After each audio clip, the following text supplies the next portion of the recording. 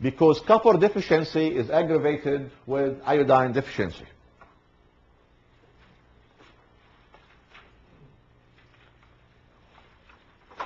When you mix copper with zinc, there has to be a relation. This is one of the dilemma that we have, is not that we need this mineral or that mineral. We have to know also the ratio. And what's the relation of this mineral to another mineral? The ratio of zinc to copper has to be 10 to 1. That's 10 for zinc and 1 for copper. Because excess copper, iron, or high phytate diet will reduce the zinc absorption. Yes, sir? That zinc-copper ratio, is that always absolute?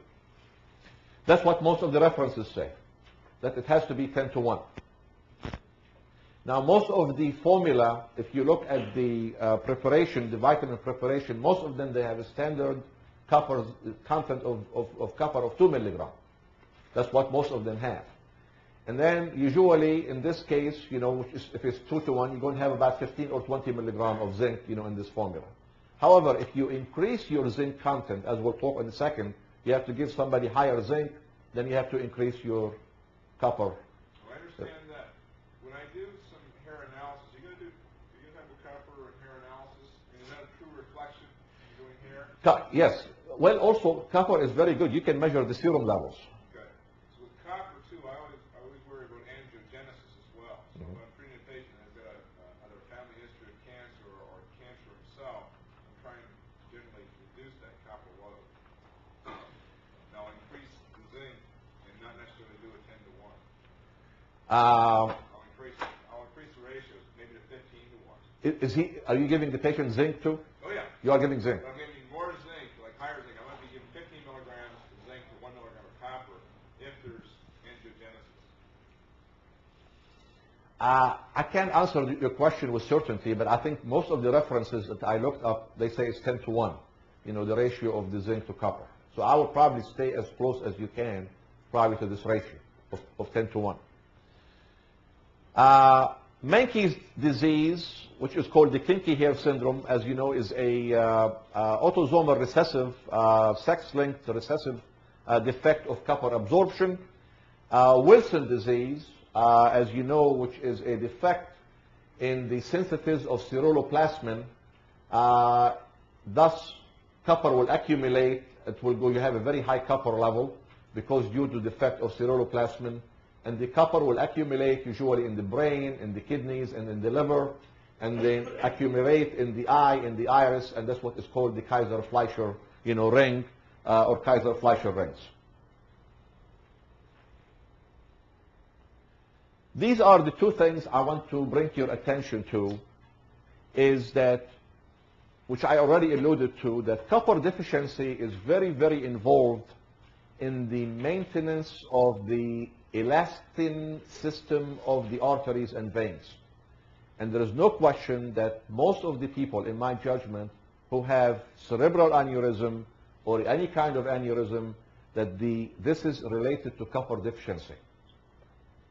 Furthermore, there is a lot of things that I went myself to see my doctor who is here, Dr. Hoover, God bless him. I get to have spurs in my heel.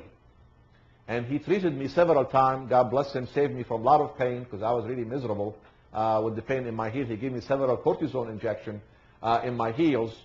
But then it turned out, from my reading, after I got hooked into the mineral stuff, that spurs, bone spurs, are related to copper deficiency. And there is a lot of data to show that some of these spurs, bone spurs, will totally disappear, will totally go away by proper zinc and copper supplement. Also, there is a lot of people who believe that the disc, the collapsed disc or the herniated disc, also in the back or in the neck, is also related to copper deficiency.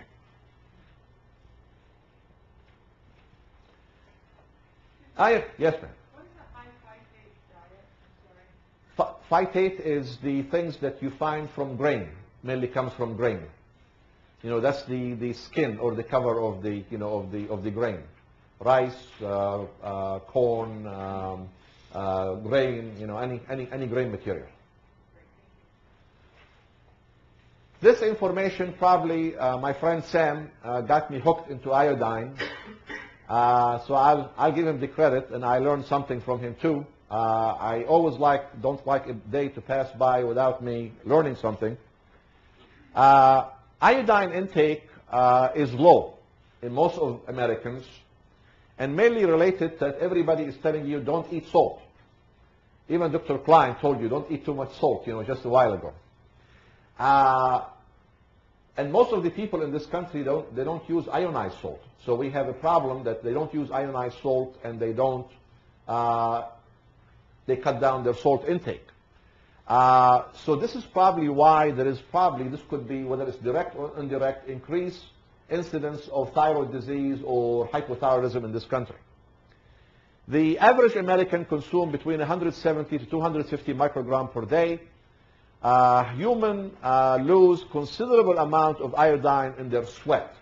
So people who sweat a lot, like athletes or work in the landscaping business or whatever in the roof business, whatever it is, they really lose considerable amount, up to about 150 microgram per day in the sweat. There is some food, which all of you are aware of, which are called goitrogens. It will make you also in trouble and can cause goiter, including nitrates, broccoli, cauliflower, cabbage, Brussels sprout, and some other food. This, if you remember, probably when you were in pharmacy school or medical school, they taught us about. There is about 11 million Americans who have hypo or hyperthyroidism in this country. That's almost about 3-4% of the population. Thyroid hormone control and regulation, all of them are under the influence of thyroid hormone, including digestion, heart, the temperature, sweat, nervous system, reproductive system, general metabolism, and body weight. I'm not going to talk to you about thyroid or thyroid diseases today because all of you know about it. This slide I took from Sam. Sam sent this information to me.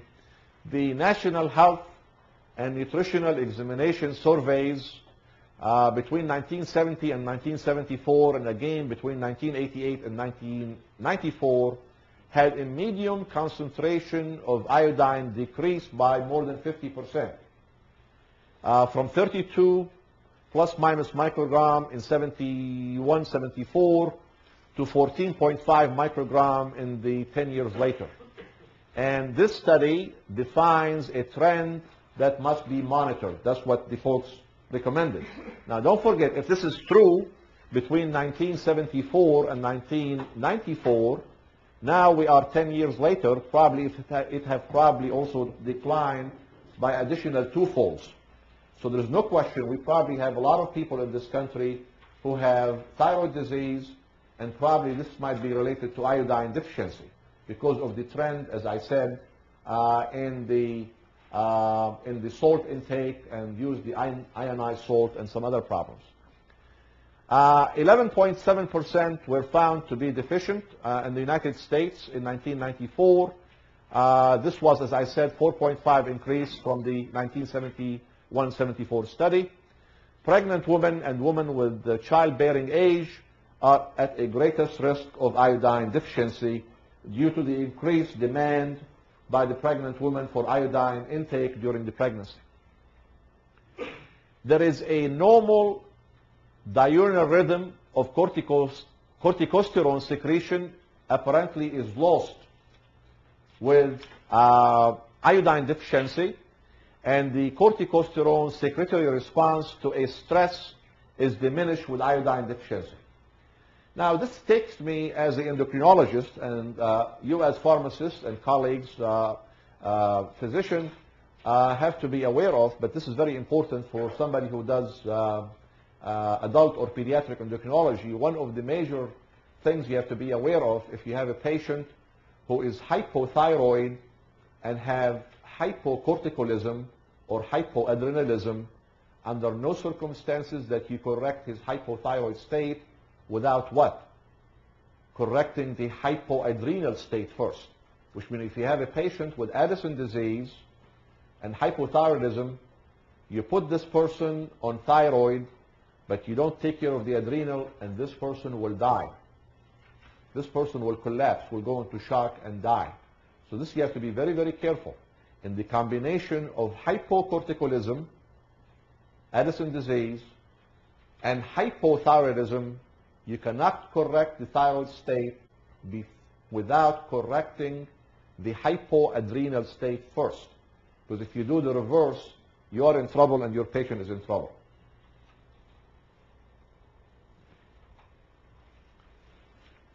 Manganese, essential for all the living organism. It has involvement with a lot of enzymes, including the associated with glucose metabolism, energy production, superoxidase, dismutase. Major component of the metalloenzyme, hormones, and proteins. It is important for the development of the structure of the fragile ear bones and the joint cartilage. Excessive level are found in certain community water supply and in some industrial process, can produce a Parkinson disease-like syndrome or psychiatric disorder, what is called the locora magnica, resembling mainly schizophrenia.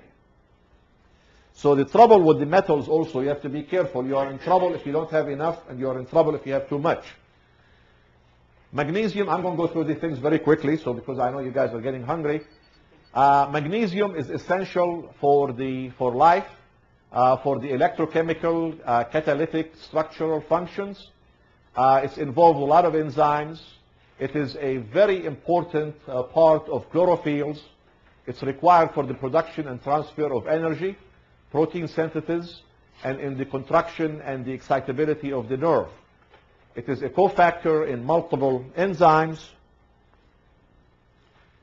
The excess magnesium will inhibit bone calcification. Calcium and magnesium have a anti-synergic role in normal muscle contraction and excitement as stimulant, and magnesium as the calcium as acting as a stimulant and the magnesium as a relaxer. Excessive amount of calcium can induce magnesium deficiency. There is a balance between calcium and magnesium. Nobody knows the exact ratio of calcium to magnesium, but I think you have to have a balance, because if you have too much, as you can see, if you have too much calcium, it can cause magnesium deficiency. And that's why my recommendation for some of you or all of you who treat patients with osteoporosis, and they put them in vitamin D, and they put them on a lot of calcium, you have to be careful to replace these people also with magnesium. If you don't have a proper replacement with magnesium for somebody taking too much calcium, you are not doing these people a favor. Hypocalcemia that we see in kids, especially in the newborn, cannot be corrected until hypomagnesemia is corrected, which means I have seen a lot of kids years and years ago, and some of you have worked with the newborn or worked with children. If you have a kid with hypocalcemia, but you forgot to check the magnesium, and you keep giving this kid calcium, and you can't correct the hypocalcemia, you better check your magnesium, because you can't bring your calcium back until you correct the hypomagnesemia.